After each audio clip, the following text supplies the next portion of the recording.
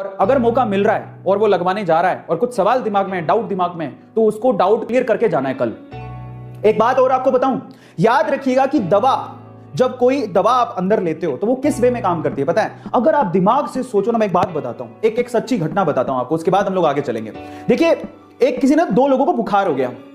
अब एक बंदे को तो रियल दवाई दी गई फीवर को ठीक करने के, पर उसको कहा गया कि कोई पक्का नहीं है कि इससे ठीक हो जाएगी। उसको ये दिया गया और उसके अंदर दिमाग में डाउट भी डाल दिया गया।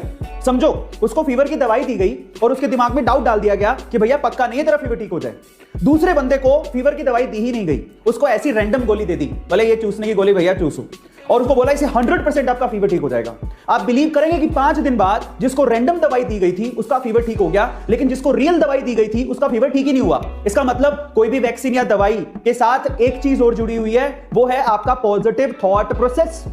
अगर आप यकीन करोगे कि ये मुझे पूरी तरह से ठीक कर देगी तो वो पक्का काम करेगी। तो इसलिए वैक्सीन लगाने से पहले आपको भरोसा होना चाहिए, जो कि भरोसा है ही नहीं।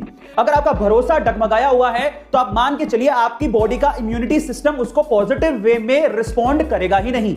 इस चीज को हमें समझने की जरूरत है। इसीलिए जब भी मैं वैक्सीन लगवाने जाऊं, मैंने विश्वास कर लिया, मेरा नंबर आ गया, मैं वैक्सीन लगवाने जा रहा हूं। जब भी मैं वैक्सीन लगवाने जाऊं, मैं एक पॉजिटिव थॉट प्रोसेस के साथ जाऊं, क्योंकि अब मैं वैक्सीन लगवाने जा रहा हूं, मुझे कुछ नहीं होगा, कोरोना मेरा कुछ नहीं बिगाड़ पाएगा। क्योंकि ये पॉजिटिविटी, आप माने नहीं माने, आपके सराउंडिंग एनर्जी होती है, ऑरा होता है, साइंस भी इस पे बिलीव करता है। और अगर आप पॉजिटिव थॉट प्रोसेस के साथ वैक्सीन लगवाने जाएंगे तो आपको कुछ भी नहीं होगा, आप कोरोना से बच भी जाएंगे।